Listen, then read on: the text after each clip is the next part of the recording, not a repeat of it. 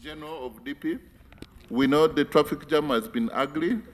We may have to run through your presentation quickly. We apologize, even on your behalf. Even the chair was late. I spent 4 hours from Mukono to here. 4 hours.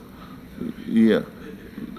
Those are your words, not mine. Chair, as a matter of procedure, the President General of JEMA has just presented digitally. We need this information. Oh yes, to be able to. I don't know that the DP we are working out with the Secretariat so that we can. They can. We are working out. Everyone will get a copy of the presentation.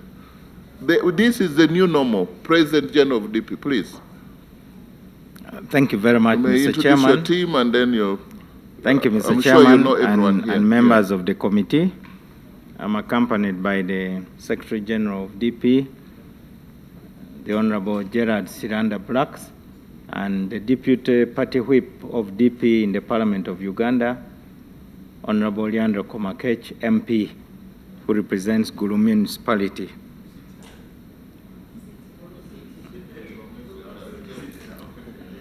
Mr. Chairman, I want to record my apology.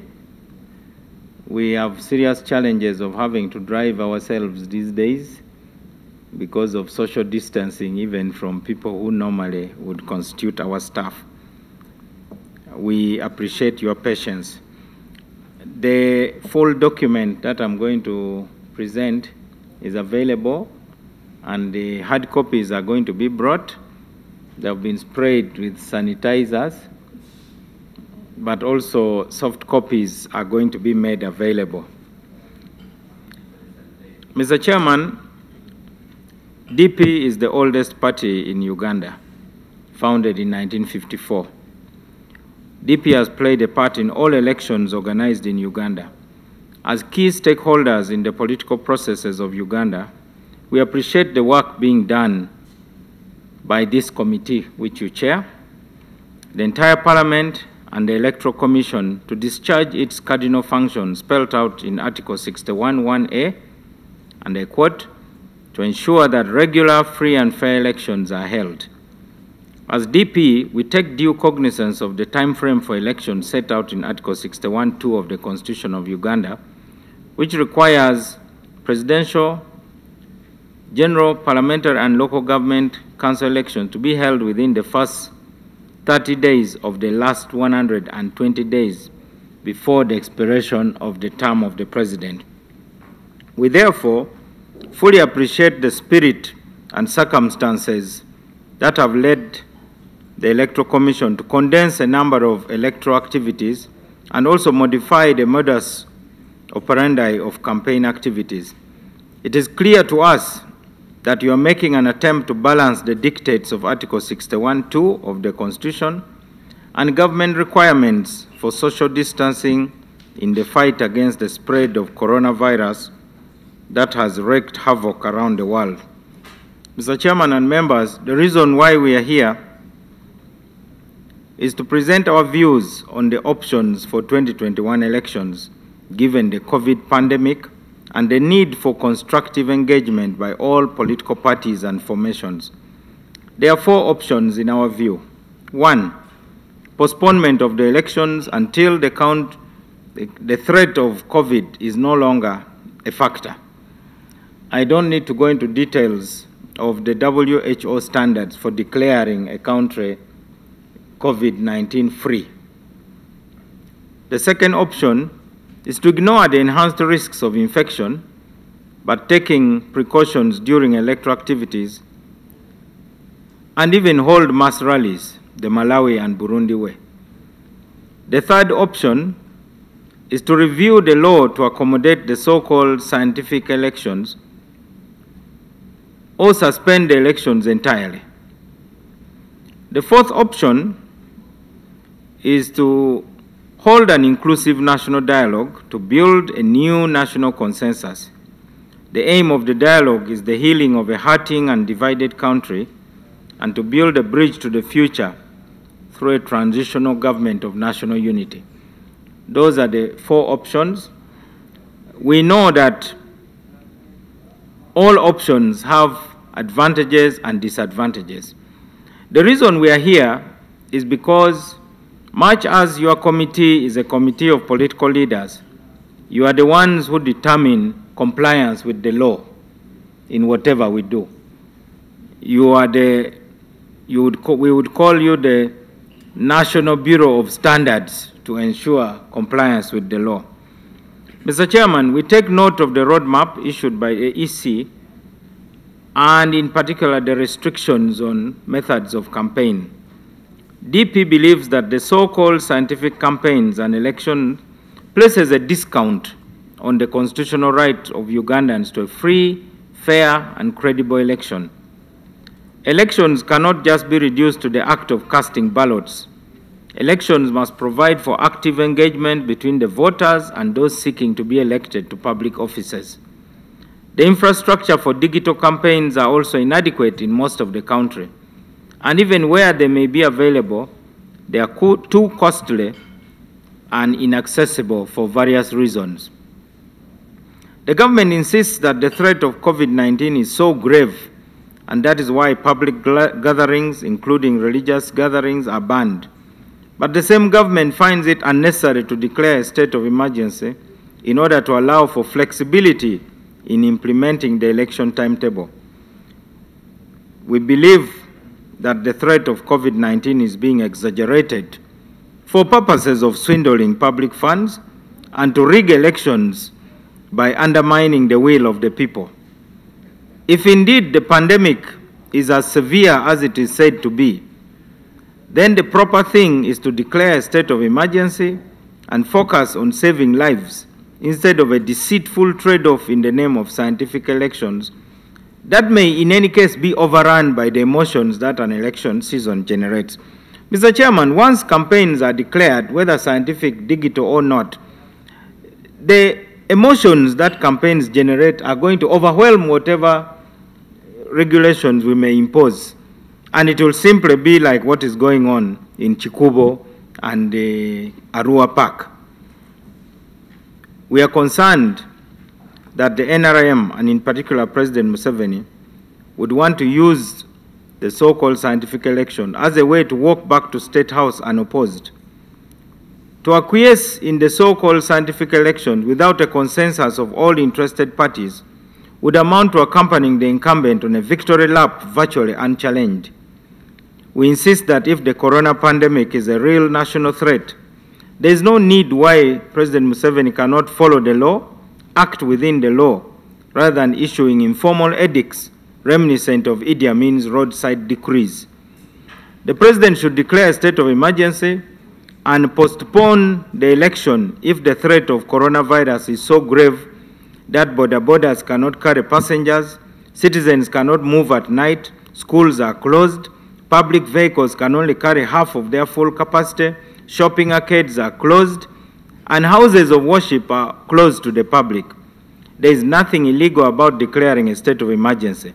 It is provided for under the Constitution.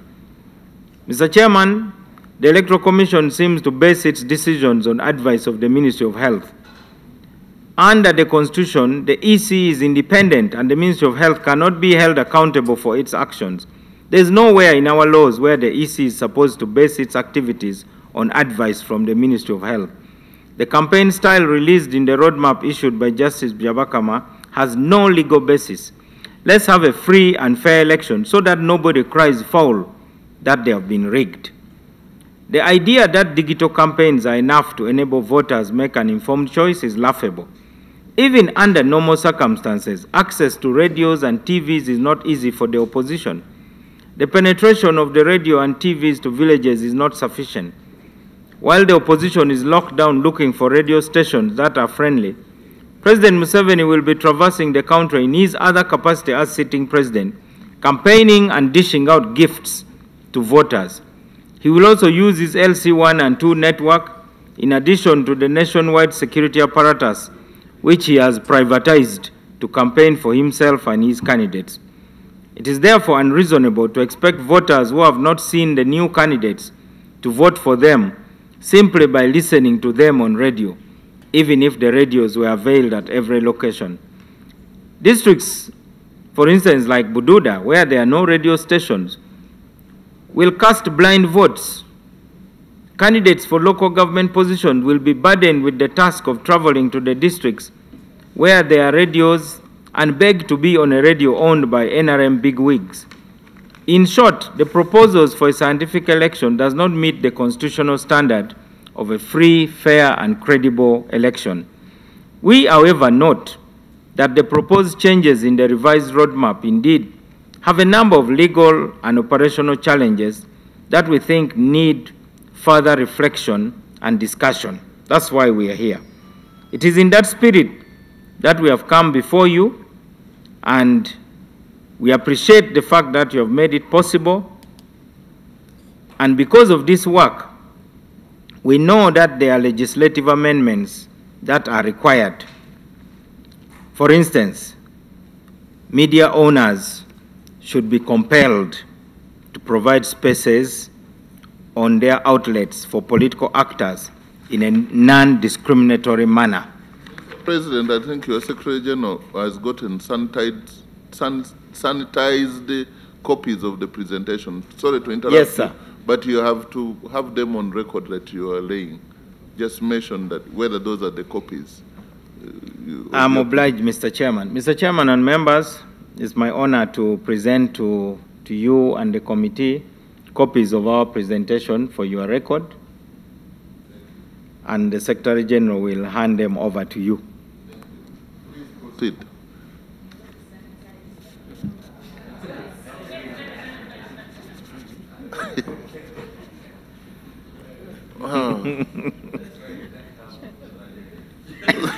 Oh!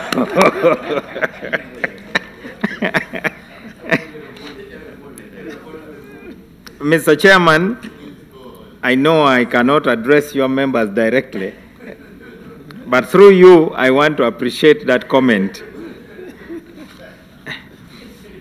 Mr. Chairman, of course, as a footnote, whatever we are doing because we don't know how this virus behaves in total. We are acting out of fear. Even those who are so advanced scientifically don't know. As a political party, Mr. Chairman, we are concerned about the disenfranchisement that may result from the so-called scientific elections, and we would call for deeper reflections on it. We have also reflected on that roadmap, which has banned public campaign rallies by whatever name called, and also imposing a requirement that all candidates shall campaign digitally. The Electoral Commission has promised, thankfully, to consult all stakeholders prior to issuing the final guidelines to be followed. We thank the Electoral Commission for that openness. While appearing in several public meetings to explain the so-called scientific election, and Mr. Chairman, to be fair, the word scientific is not a word from the Electoral Commission. It's purely a creation of the media. The Electoral Commission simply stated what would be allowable based on the Ministry of Health advice and what would not be allowable. The word scientific is not from the Electoral Commission. So, but while appearing to explain their new roadmap, they stressed the fact that their hands are tied, that under Article 61(2), they have no choice but to hold the forthcoming elections within the first 30 days of the last 120 days before the term of the current president expires. And that is non-negotiable, according to Justice Byabakama. In other words, he said he does not make the laws. He is compelled to implement the laws. And he said the election must take place notwithstanding the government's anti-coronavirus measures, which among others have banned public meetings and even rallies. Justice Byabakama also referred to Section 50 of the Electoral Commission Act, which grants the Electoral Commission special powers to issue particular or general instructions to meet the exigencies of, and I quote, an emergency or unusual or unforeseen circumstances. My call on behalf of DP is for the committee to scrutinize whether the guidelines issued by the Electoral Commission exceed their powers and discretion under Section 51 of the Electoral Commissions Act. They have a latitude in an emergency or unusual or unforeseen circumstances. I know the Electoral Commission can do that. I'll give an example. In 1996, when I was contesting for Parliament, there was a guideline, in fact, was put in the law for elections in restricted areas, which meant soldiers at the front line would vote and put their ballot papers in envelopes. Imagine the candidates never campaigned to those soldiers, but thousands of votes actually arrived by helicopter to be counted. And I knew whose votes those were. Fortunately, Mr. Chairman, through you, in their overzealousness, they used the army payroll instead of the register of voters, and they also used photocopied ballot papers. So we caught them in the act. That's why I came to Parliament. If we had not caught them, I wouldn't have come to Parliament. Yes. Mr. Chairman, I'm just using that as an illustration that when you are appointed as the Electoral Commission, provided you are exercising your powers properly, that's why Electoral Commissions can postpone an election for a day. That's why a polling station may be closed down and they can vote another time. That's why some sub-counties can vote afterwards. Those are powers that the Electoral Commission has. But our request to you is to scrutinize and advise the country as to whether they have not overstepped their powers by saying no mass rallies. That may actually require an amendment of the law itself rather than them issuing it as a guideline or a subsidiary regulation.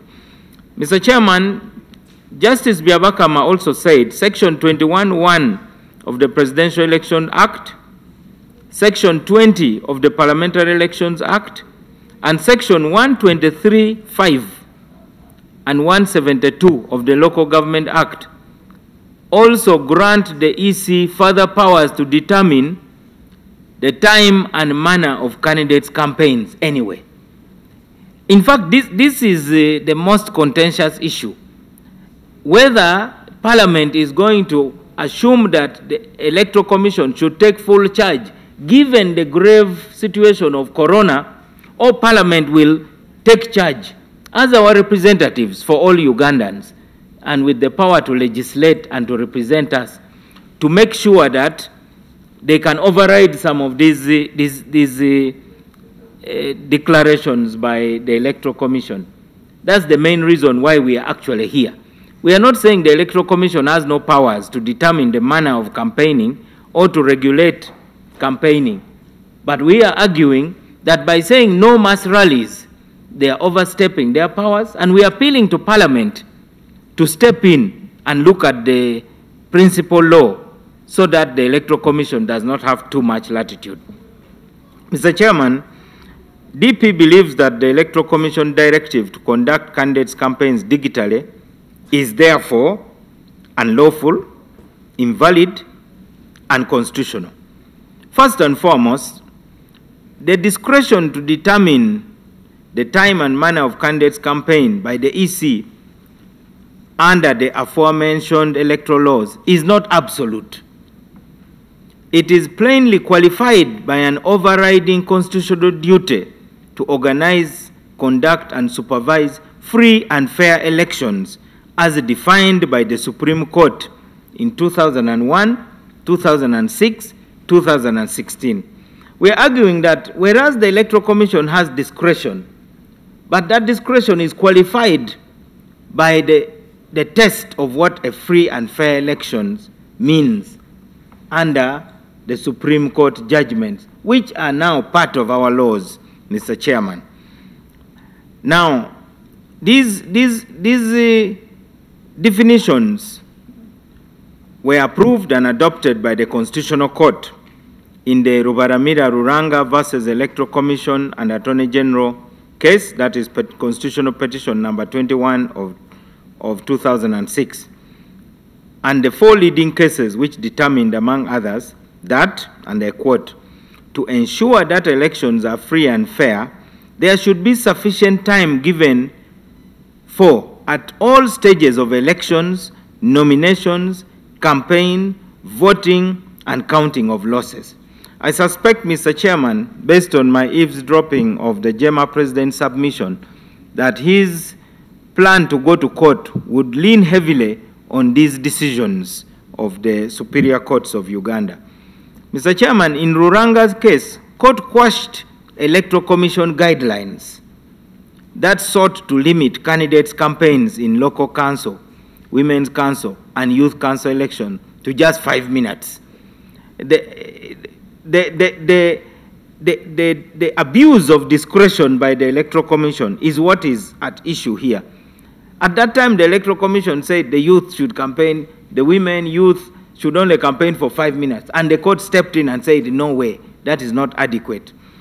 Despite its good intentions, the EC directive to ban public campaign meetings and require candidates to campaign digitally will obviously have a more harmful effect of forbidding and discouraging the active participation of all citizens at all levels in their governance, and is therefore inconsistent with democratic principles enshrined in paragraph 2.1 of the National Objectives and Directive Principles of State Policy and Article 1.4 and 61.1 of the Constitution.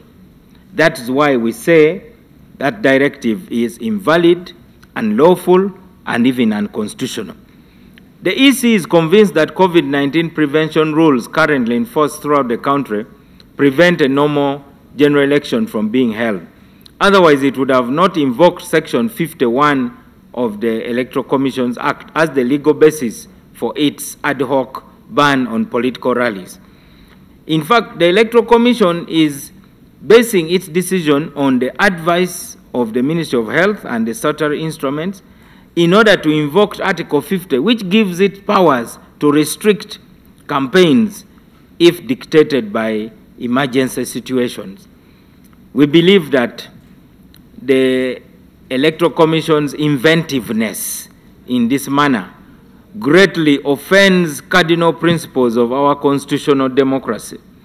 It is based on a misguided, biased, and self-serving interpretation of the Constitution and our electoral laws. Instead of purporting to invent a makeshift scientific election as a response to COVID-19, an independent Electoral Commission, acting in good faith to protect the life of all Ugandans, ought to have reported to the President, Parliament, and all stakeholders that the COVID-19 situation prevents a normal general election from being held, so that the President would then be duty-bound to declare a state of emergency in terms of Article 110(1)(c) of the Constitution, or ease the COVID-19 rules appropriately with a view to safeguarding our constitutional democracy. Mr. Chairman, the Electoral Commission has been dishonest. If they knew that they could not be able to perform their duty according to the standards imposed by the Constitution, all they needed to do was to report. Their independence does not mean that they are not accountable. They have a duty to report. Even a pilot, Mr. Chairman, who is on schedule to fly a plane, can report to the dispatcher and to the airline company that the bad weather does not allow takeoff at the scheduled time. A pilot cannot insist that I must take off because the flight has already been announced and the passengers have already checked in, therefore I must take off. Mr. Chairman, we cannot accept Ugandans to sign a suicide pact with the Electoral Commission as an accomplice. They needed to tell the President they needed to tell the president that, Mr. President, under the current conditions, we cannot perform our duty, rather than colluding with the president whose interest is to ensure that the ritual takes place. Isn't collusion a very strong one? I withdraw, Mr. Chairman. Acquiescing, would that do?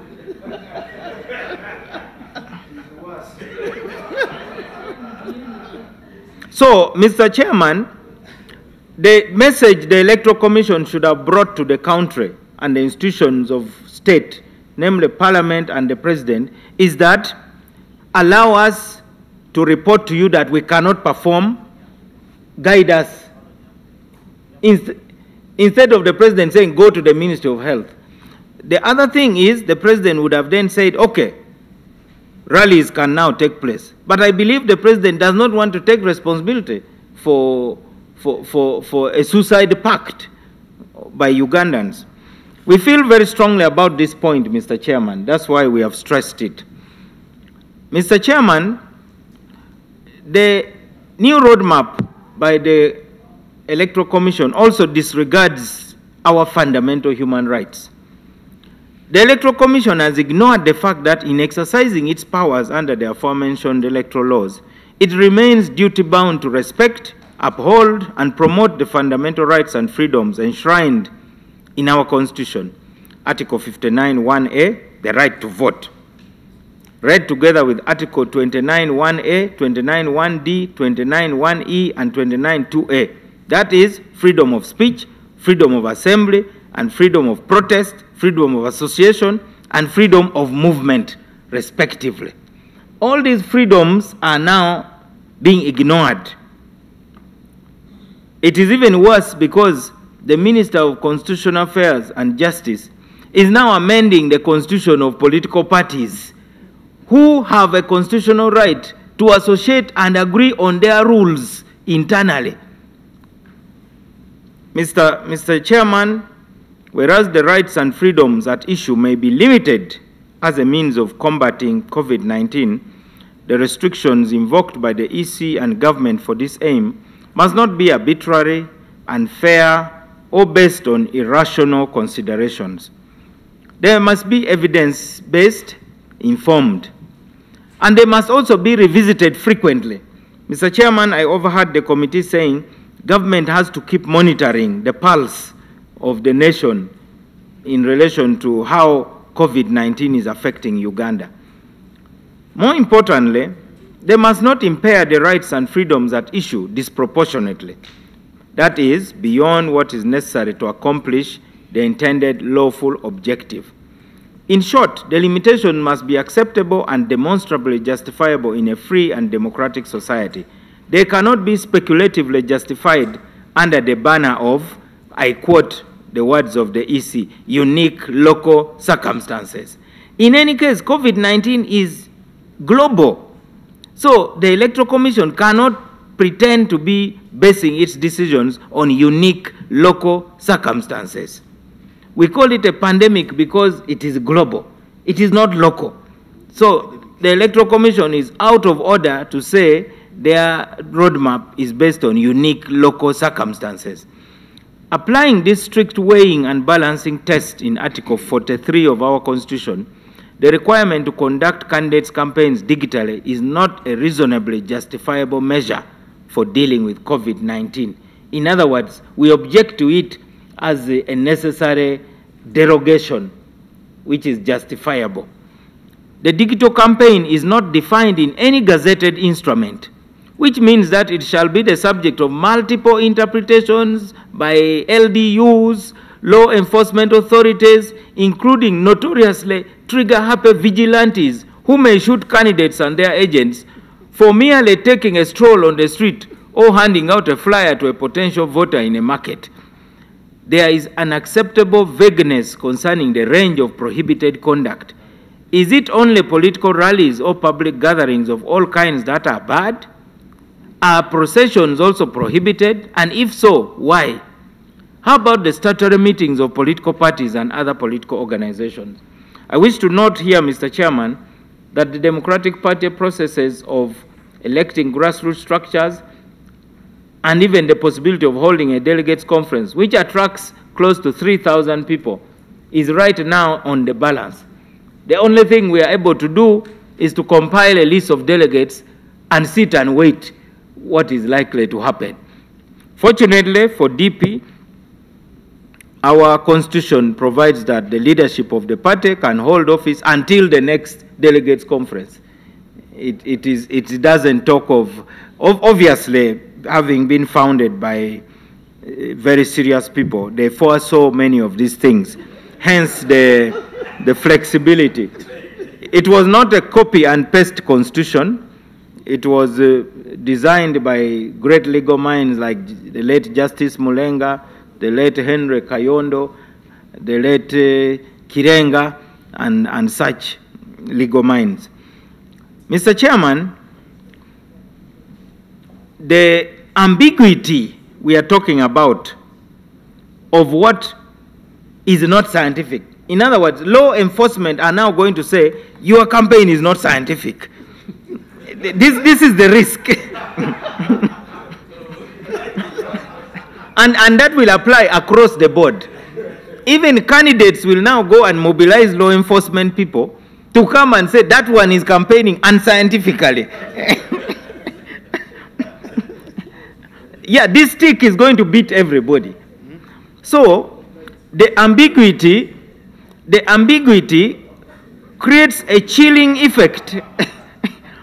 Rival candidates will now be monitoring who is campaigning scientifically and who is not campaigning scientifically. So this creates a chilling effect on many rights and freedoms of candidates and political parties. Delegates conferences, meetings to select party flag bearers.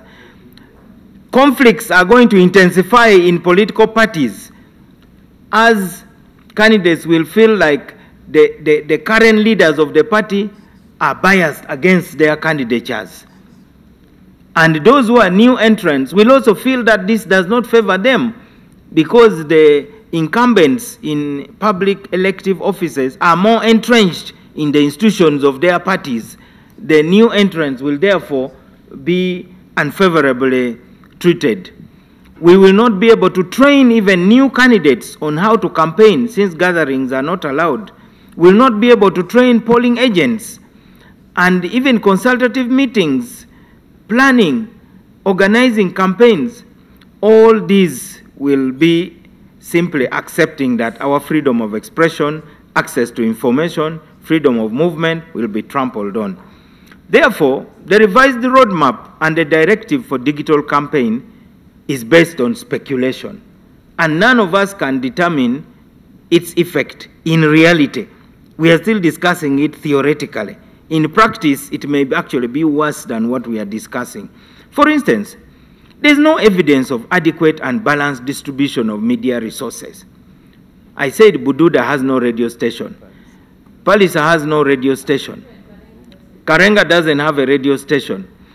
The other day, the government spokesman said that the Uganda Communications Commission has now allowed for what they call in Luganda, mizindalo, namely a long metallic pole with loudspeakers above and a kind of mixer in a small room.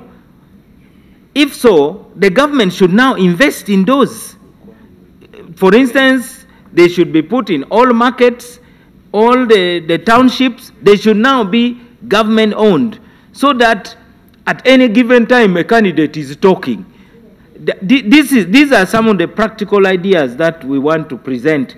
The idea of distributing radios is bogus, because if distributing food which is available has been difficult, if now masks are not being distributed because local government are still waiting for money to distribute masks, in Gulu itself, hundreds of thousands of masks are in the store that they are still waiting for money to distribute masks. I'm sure if the government said masks are in this place, go and pick, people will go and pick. But government officials, like I said, there's a money bonanza and people want to swindle money. You may think it is a strong word, but that's the truth. If you told people that masks are at the sub-county headquarters, people will go. But the sub-county officials are looking for a way to eat part of the COVID money by saying, first bring us money before we distribute. How come when people are running from ward, people don't ask for transport?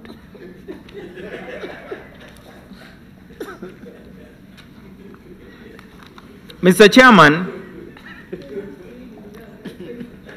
the revised roadmap and the directive for digital campaign is speculative. Lastly, there is abundant evidence of the potential for interference with or obstruction of electioneering activities of other persons, especially we in the opposition. Obviously, the government has an unfair advantage over us. The suggested regulation of private electronic media in the manner that would promote equality is a legal impossibility, given the constitutional protection of media freedom. Uganda is based on free enterprise. You can only commandeer a radio station if there's a state of emergency. The DP has considered the options for 2021 elections given the pandemic and the need for constructive engagement by all political parties and formations. The options that we have considered, we have already stated them above. We therefore call for more consultations. We hope, Mr. Chairman, that when you engage with the Electoral Commission, you made it clear to them that they don't own Uganda and they don't own elections. They are merely instruments. Therefore, we urge you to remind the Electoral Commission to make it clear that the so-called scientific and digital election places a discount on the constitutional right of Ugandans to a free, fair, and credible election. In the alternative, the Electoral Commission can consider a hybrid of measures that have both digital and physical campaign engagements. It could consider allowing physical campaign gatherings in areas with zero or very low incidences of COVID-19 infections. In addition, the EC should consider campaign number thresholds to allow candidates interface with their campaign agents at a minimum. For example, a candidate should be allowed to engage with a maximum of 500 people at a time, observing the standard health guidelines on social distance and wearing of masks. The idea that social media will help is also impractical. When I was trying to talk to my old aunt about Facebook, she instead called me the other day and said, "Tell me again about the book face." That is how weird the whole thing sounds. In the event that the COVID-19 pandemic continues to make it difficult for physical meetings, the EC should consider engaging all other stakeholders, Uganda Communications Commission, Office of the Attorney General, and relevant organs of state to cause such amendments to the law that will provide equitable access to the state and non-state media. Chair, I know the President General is about to complete, but I realize that he is I think, trying to conclude. You have left out to read out the full text of paragraph 2 of your page 7. That is the options. Yeah, we need you to bring it out. I started with because them. They are recorded. Because Yes. they are recorded. That's why I want you to put it such that it's captured on record. Actually, I started from that. I think the paragraph 2 is very attractive to Honorable. What I said, but he had already said. What I said is the options that have to be considered include postponement of the elections until the country is ready, ignoring the enhanced risks of infection but taking precautions during electoral activities, and hold mass rallies like Malawi and Burundi, review the law to accommodate the so-called scientific elections or suspend elections entirely, and have a transitional government of national unity to deal with the challenges of a deeply wounded and fractured society. As a footnote, Mr. Chairman, we have had a government that has lasted for 35 years. I belong to the generation born in the 60s and 70s. We are the generation that was born after the Uganda crisis. And every rain that has beaten Uganda has beaten us directly. We are also the generation that is stuck in the traffic jam of politics because of the changes in the constitution that does not allow traffic to move.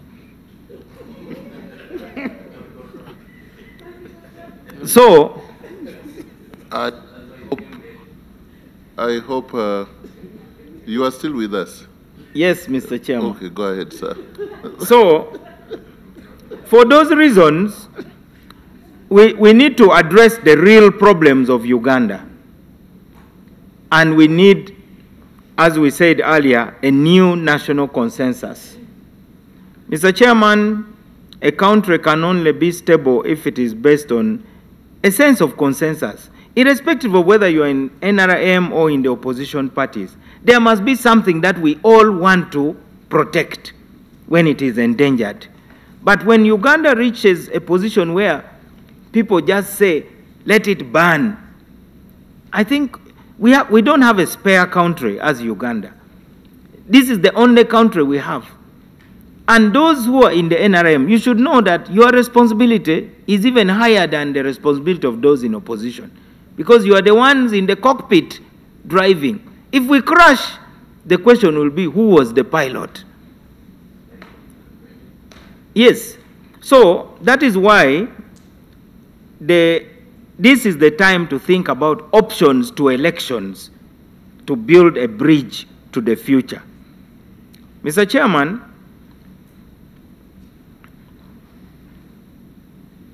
there are areas that we hope we can discuss in the spirit of problem solving.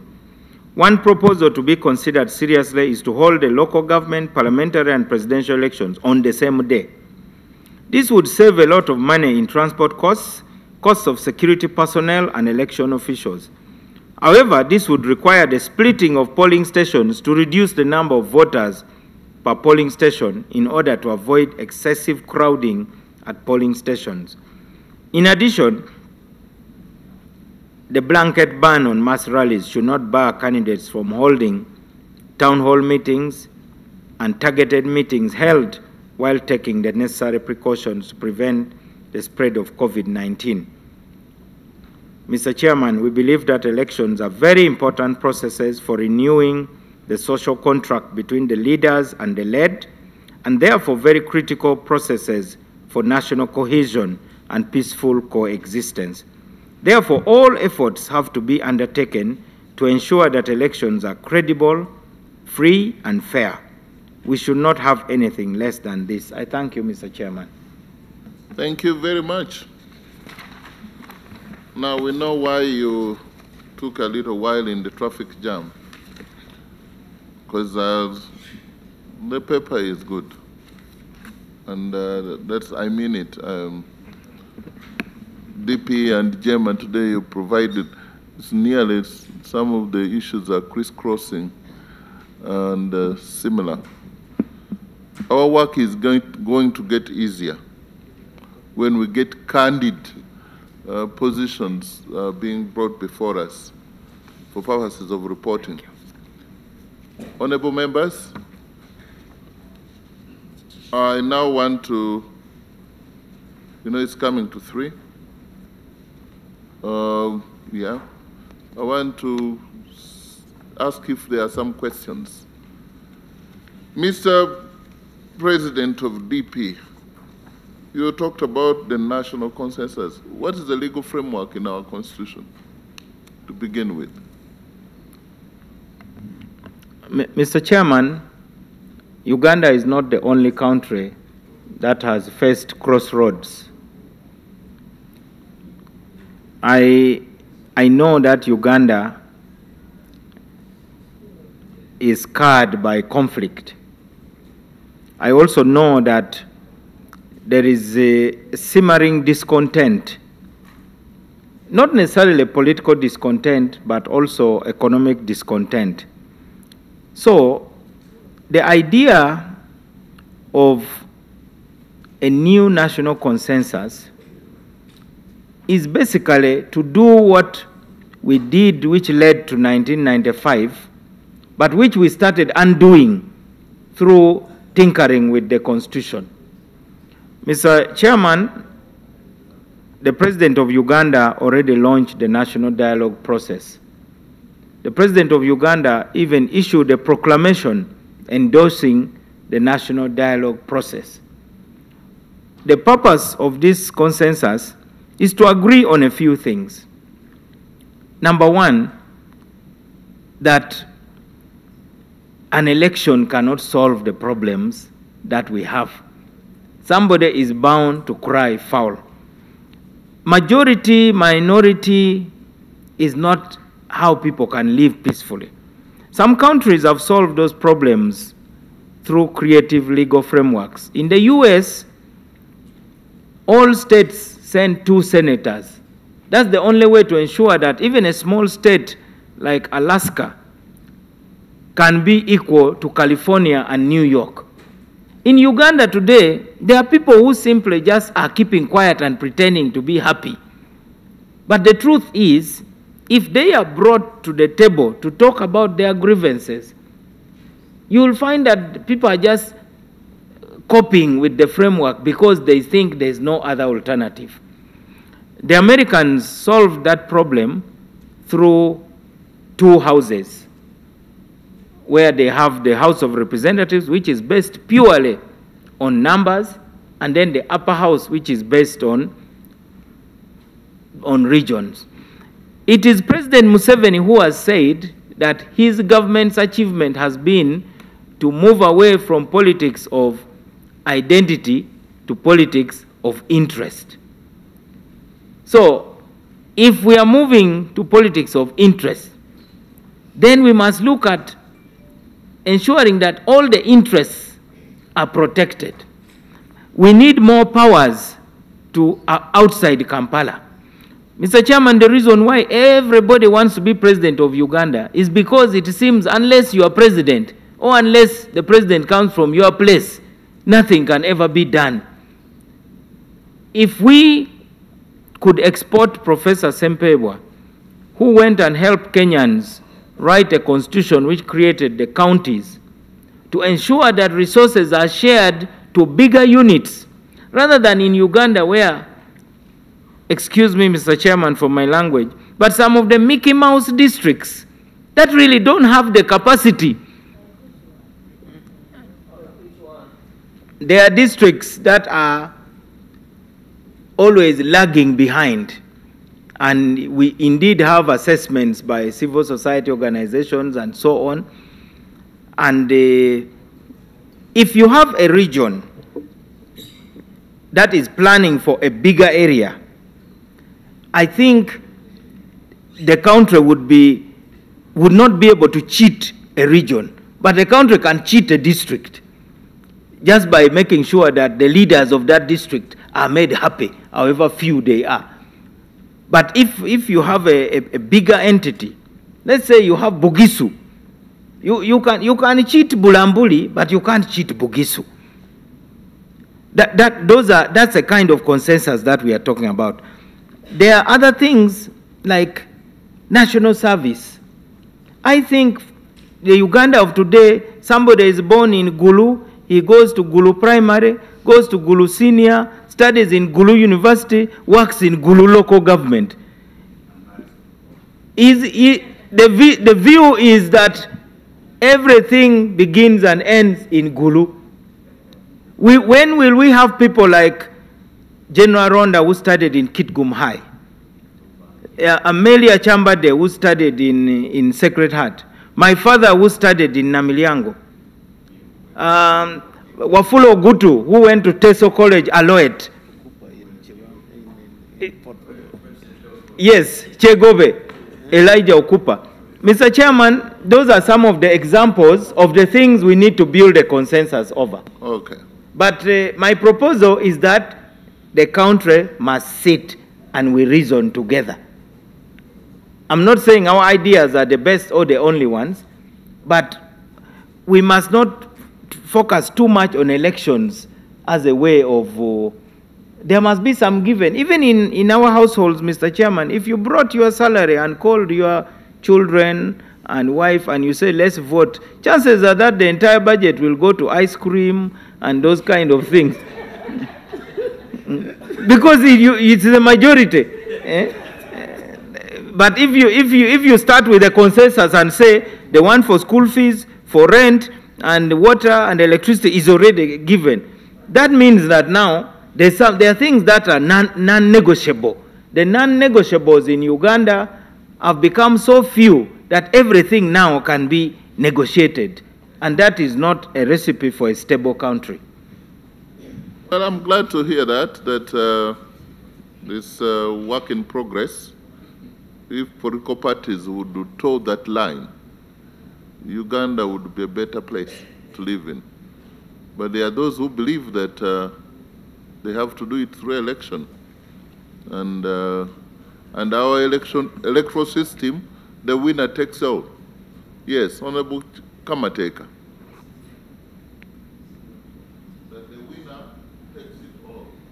The loser loses everything. Thank you, Honorable Chair.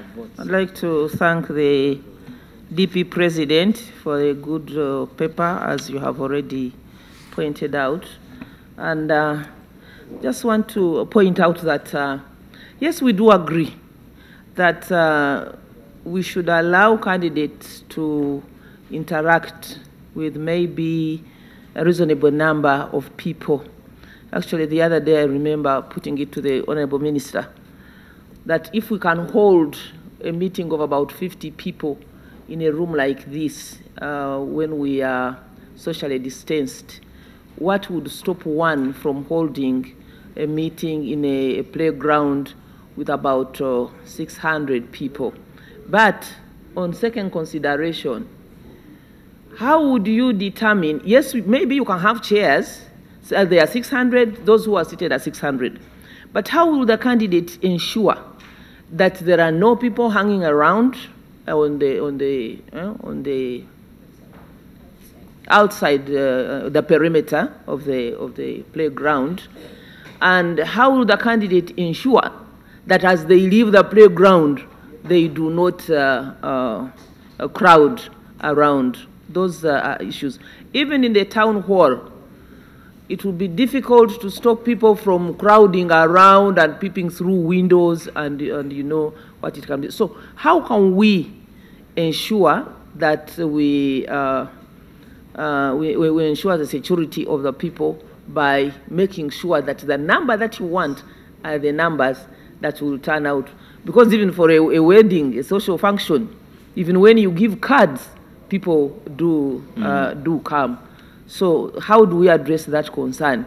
Then also, you mentioned Burundi and Malawi, Mr. President. These are the worst examples in Africa. Burundi held elections, yes, but where is His Excellency Nkurunziza? Malawi, since the elections, the rates of infection have been going up, and they have lost 16 people. Before the elections, no one had died, but now they have recorded 16 deaths. So if we can engage on how we can keep out those people who are not invited, to stop them from crowding around, maybe we can make progress on this. Thank you. Would that be possible for voters in Mitoma to be kept away when you're in Mitoma? That's what I'm asking. Okay. Essentially, that's the essence of the question. Okay. Thank you. Yes, let me finish with the ladies, the Honorable Lady. Thank you very much, Honorable Chair. Through you, Chair, I want to welcome the President of DP. It's always a pleasure to see you, sir. President General, thank you for that correction. I want to particularly commend the DP party for bringing on board the young Turks, particularly Honorable Siranda and Leander and the rest. I know that DP, and of course, the President is still in that generation. And I want to thank them for a very good paper that has been presented. Mr. Chair, I just wanted to ask the President General one small question. Information. to my childhood friend. Please, I take the information, Chair. Yes, all parties have younger presidents except one. That's the information I wanted to give you. I acknowledge that. I agree with you. And I'm one of those who actually thinks that we should bring in the young Turks. This is the time in all political parties of Uganda. I think the reason there is only one older party president is for obvious reason, to guide the young ones. You can proceed. Okay, Mr. Chairman, I just had one small question to the President General, because I acknowledge in the beginning he noted that about 4 months have been lost in terms of the election calendar. And I want to ask him, being one of those contenders who would actually be now moving in the countryside, canvassing for support, whether it is still possible to conduct an election which is free, credible in your view, and fair, in view of the time that has already been lost in the election calendar, because this time would be used by the political parties in identification of their flag bearers. And I want to relate this to what you put before us. Mr. Chair, what the President General has put before the committee is a fishing basket, which we already know in terms of a way forward. And if you look at page 7 where he raised these proposals, these options is what we are battling with. I want to be honest with you, Party President, that these are the 4 options we are battling with as a committee. And I'm wondering, knowing you as an honest man, in terms of course, I see the last option is one now which is being agreed to by you and FDC. But in terms of your ranking, probably, in your order of priority, which of those would be ranked as number 1 in the view of the circumstances that we find ourselves in as a country? Thank you, Chair. Yes, and maybe as you answer, your option, which is, I hope the option is guided by the law as it is, which option best suits us according to the legal regime which is existing or obtaining. Yes, Honorable Silwan, for information, Bugiri district has 3 members of parliament in this committee of 29. Tomorrow we shall have the Secretary General of NRM, and the House will be full board. But anyway, we have no choice. Commissioner. Thank you, Chair. And I want to thank the President General of the Democratic Party for the wonderful presentation to the committee. But I have these concerns. And my former party, both parties were my former parties, because from DP I went to JEMA and I saw the light. President, what is your view if this committee comes up with a situation where we have maybe to pass a guideline that supports meetings like of 200 people, because we have seen Parliament sitting, we are over 500, but sometimes we sit and hold a debate constructively and do the business of the day. If we can have constructive meetings of 200 people, social distancing, political meetings, what is your view as the Democratic Party? Then also, what is your view on the voting day? What do you think would happen if communities are encouraged to come in progressively, not at a go, progressively from morning to evening in smaller groups?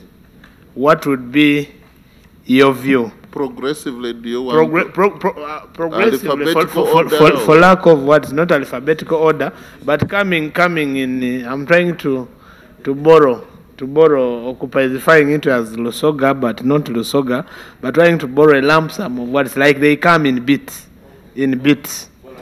Then lastly, Mpola.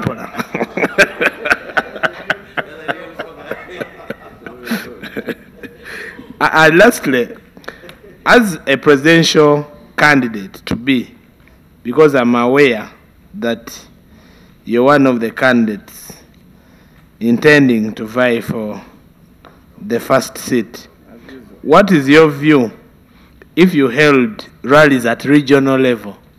For example, you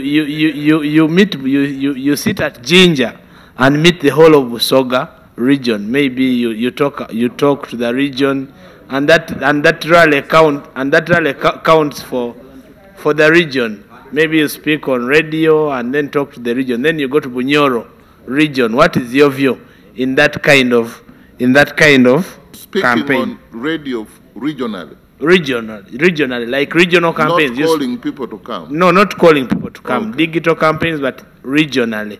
Like you pick a region, Bugisu, you go. What is your view? And then lastly, wouldn't you think that this kind of digital campaigns would start a new era in this country where monetization of politics, where you have to meet voters, group voters, and transport voters, feed voters? Wouldn't you think this would be a new era where we would tremendously reduce the cost of election and then see an era where elections become cheaper than what has been happening in the country, and then we start a new era with the scientific voting? Those are the opinions and questions I have for the Democratic Party president. I beg to submit. Yes, Honorable Waluswaka. Thank you very much, Honourable Chair. Indeed, Chair, I want to thank the President General of DP. I love DP because of their honesty.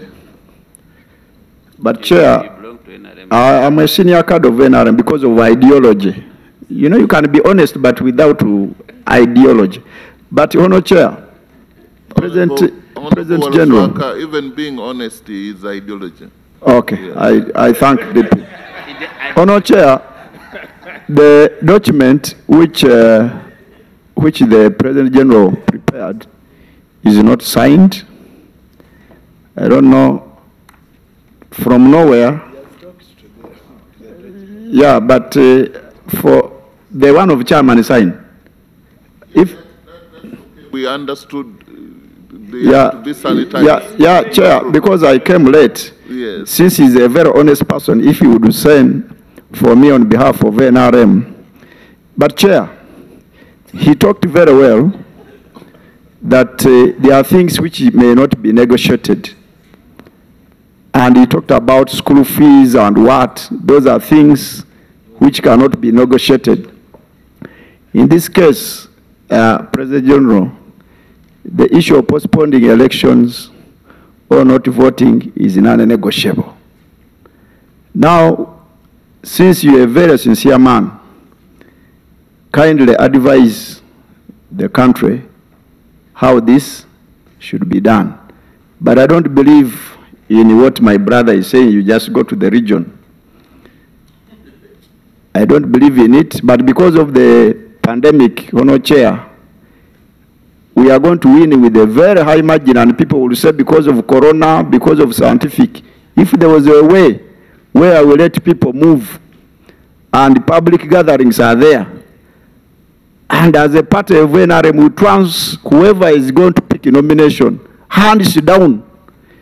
Otherwise, I'm seeing an issue where people will say we are defeated because of COVID. So, Chair, I want to thank the chairman of the Democratic Party, and my concern, yes. The honorable member is saying the issue of holy election is non-negotiable. I guess that's not the position of the committee. Whose position is that? I think the honorable member, being an engineer, he knows that Article 61, as long as it is not amended, you can't do much. I don't know whether that's what he meant. No, he said the view. The views are the people of Bunyole West. Yeah, the view, not for the chairman, but for the people of Butaleja. Because for us, Chair, we are waiting for Honorable Mau to come and people greet him. That's the challenge. So, but whether he can't come, the issue of postponing elections, that one should be a rest in everybody's hands. How we do it, the issue is election. Otherwise, I want to thank President General and my senior brother, Chiranda. We love you, and we pray if you can cross to NRM and you bring those ideas, we shall work together for God and my country. Those were words from Bunyole West. Yes. Honorable Aston Kajara. Thank you, Mr. Chairman, and I want to thank the President General of DP really for his elaborate presentation to the committee.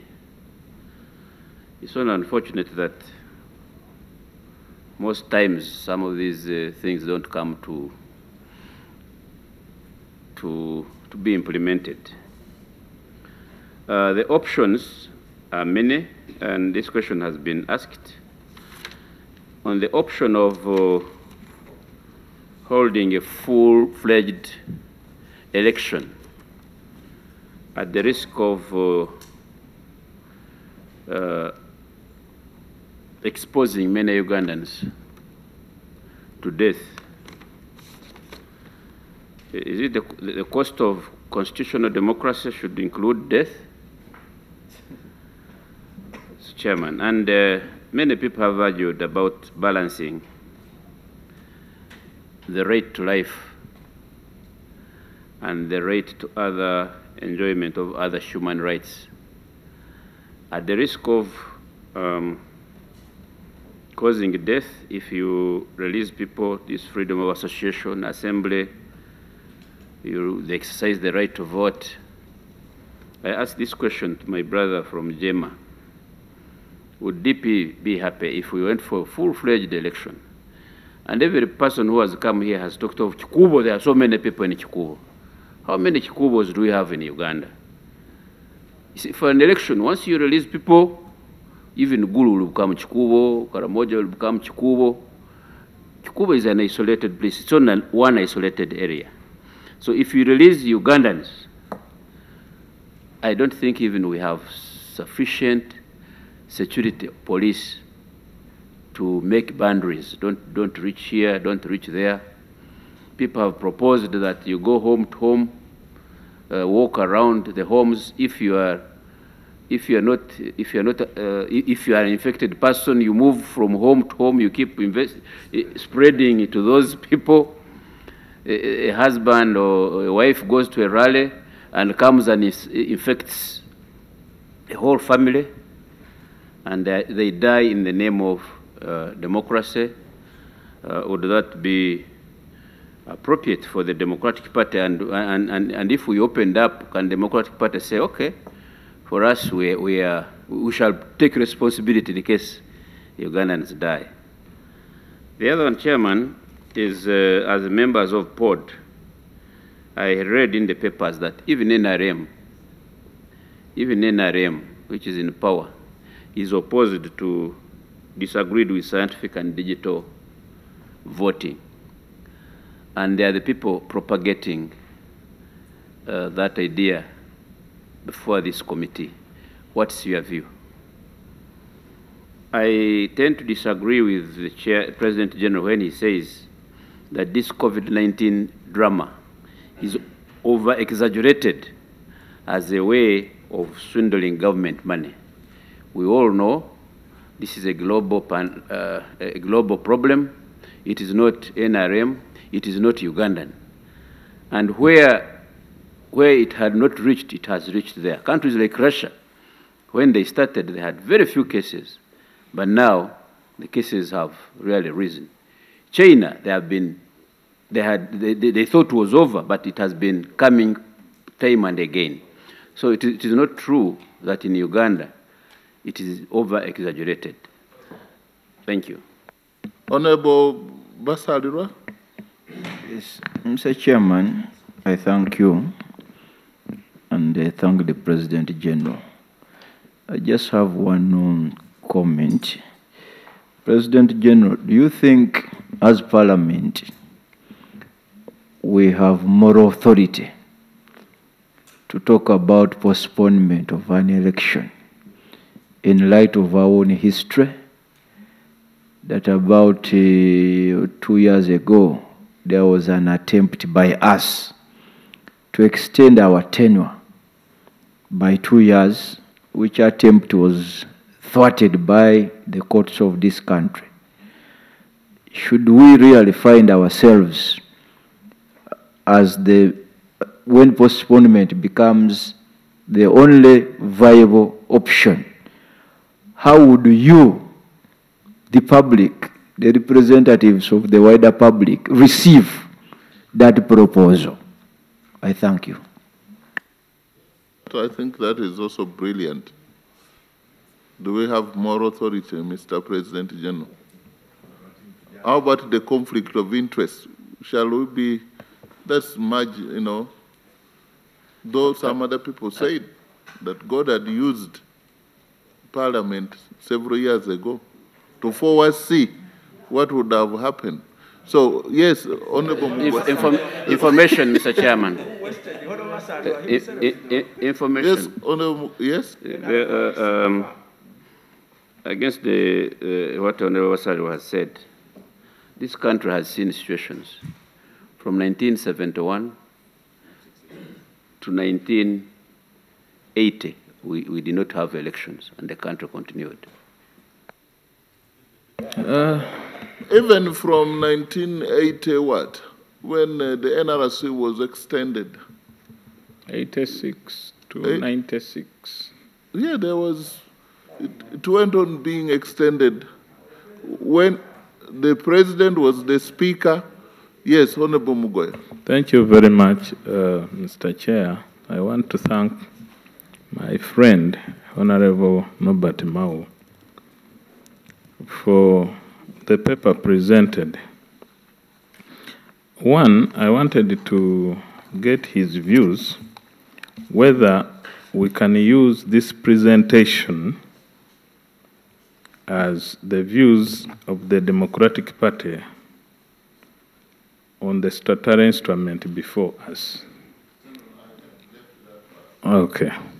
Number two, I don't know whether it was an oversight on page 4 of your presentation, paragraph 3, whether you intended to indicate the first 30 days of the last 120 to mean 122 as per the amendment of 2018. Was that your intention? Then, number two, I was looking at your paper entirely, and I wanted you to be quite clinical whether there are situations, particularly like the one we have, the current pandemic, whether on its own evolution it can curtail the enjoyment of democratic rights in this country vis-a-vis other jurisdictions.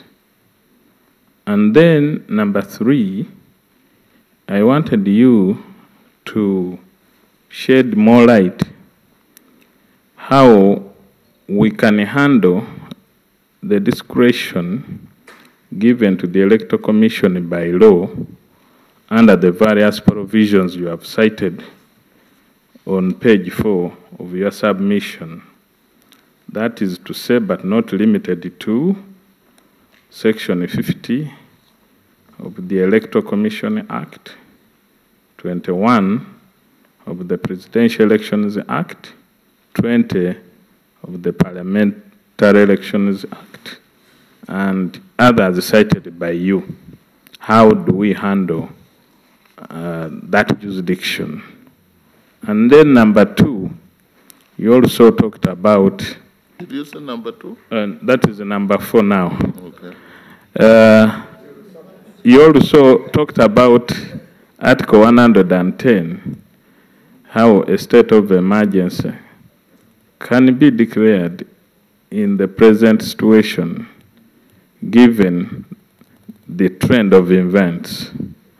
I don't know whether Article 110, as I put it to your colleague, Honorable Basalirwa, whether it is discretionary or mandatory as a function to be exercised by the President. I thank you. Thank you, Mr. President. I think we shall invite you to make your responses. But before you do that, I must acknowledge, as chairperson, you've helped this committee to cite legal provision. You did not just talk. You did not just talk. Yeah, you and the JEMA, you've done us well. That we have, because this committee is about the law. We can't handle the politics. Honorable Chair, politics, which is with the law. Honorable Chair, it wasn't merely the law, citing the law.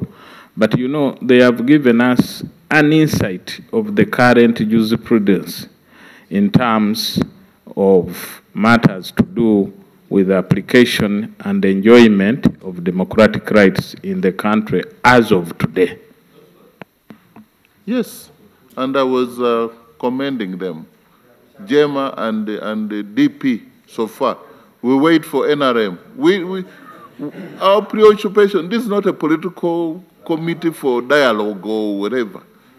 This one is for the law, yes. President General of DP. Yeah, maybe the difference is that the two party presenters are of legal minds, they're learned friends. Maybe. Okay, well, yes.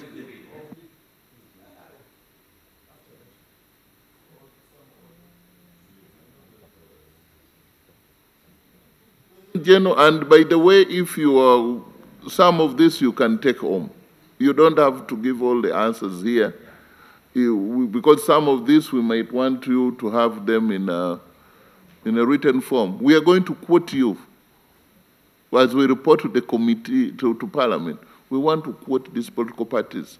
And we are not inviting people who are not here, apart from civil society, parties represented in Parliament. Yeah, has the Democratic Party tried to engage the EC about some of these issues which they raised in their paper?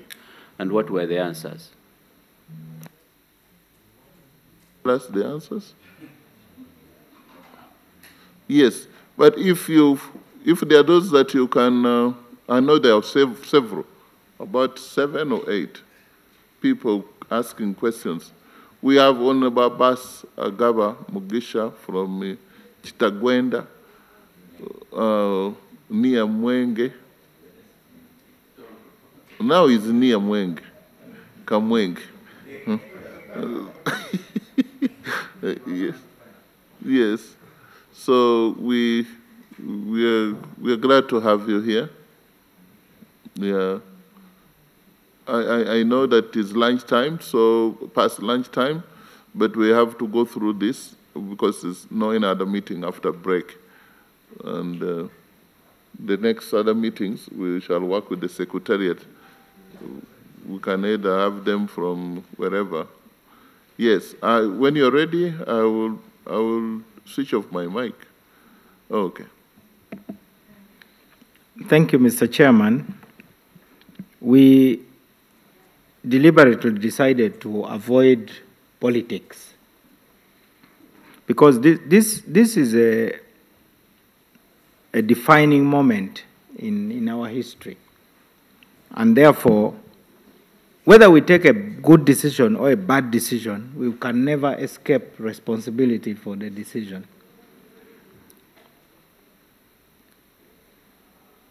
Mr. Chairman, I have some observations concerning COVID-19 and Uganda and the elections. The recovery rate in Uganda went very high in June and July.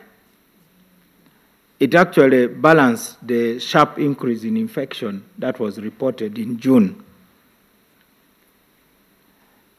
right now, the risk of hospital overload is very low because most people have been discharged. I was joking with the Honorable Leandro Komakech that I would advise the President of Uganda to think about commandeering the parking lot of Parliament as a possible facility for treatment of COVID victims just by installing air conditioning. Yes, because during an emergency, it can be commandeered. I saw that is a very good place. Beds, actually about 1,000 people can be kept there in a very safe environment. No, I'm saying I was joking. That's so the risk of hospital overload is low anyway. But in case it becomes high, we have options. They are talking of Nambole and so on. Mr. Chairman, we believe that the government deserves credit for ensuring that Ugandans are safe from COVID-19. Those measures were necessary, and DP was very proactive in channeling ideas. Some of the ideas that the government is debating, like putting PVC transparent barriers between a border rider and a passenger, those are our ideas. The government has said they are still studying it. In other words, we are solution-oriented, not problem-oriented. The problems of Ugandans are known. What we need now are solutions. We are not looking for mourners. We are looking for leaders. So, another observation, that the level of community transmission had shot up, but it is now contained as we talk now. And COVID-19 is primarily an imported truck driver disease. That's really what we know COVID to be in Uganda as of now.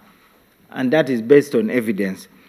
The other observation is that after 4 months, fatality is at 0. Compared to Malawi, where 2 weeks after their election, fatality went to 16 immediately. Mr. Chairman, so it looks like either we have a mild strain of the virus. As you know, scientifically, viruses have strains. Because our ministry say they are successfully treating it with hydroxychloroquine, azithromycin, antibiotics, and vitamins. Virtually all the patients in Uganda are recovering without going into intensive care.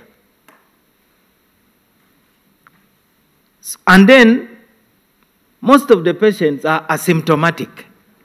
They are said to have corona, but they are not coughing, and they are not showing any signs. Then, therefore, hypothetically, if we embrace mask wearing and sanitize ourselves, wash our hands, and then we keep our borders tight, and then we reopen the inland economy, given the low risk.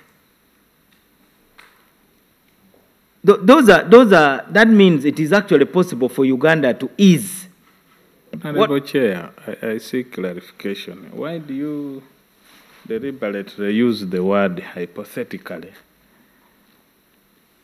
Mr. Chairman, I'm using the word hypothetically because I've been advised by the scientists I talked to.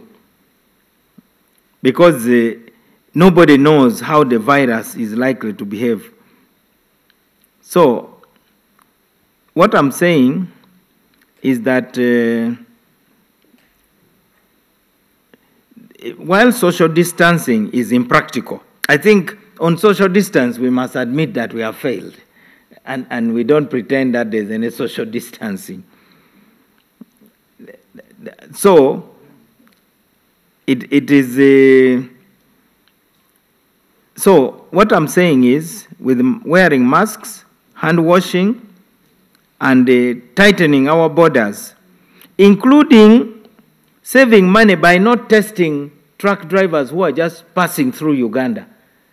We should only test the truck drivers who are coming to Uganda, because most of the billions we have spent, we are testing people who we shouldn't be testing. We are testing those going to Congo, those going to South Sudan, we are actually donating our resources. We are saying we rather have a compulsory quarantine if you are in transit and see you off to the border. That is a proposal we have put on the table. No stopping.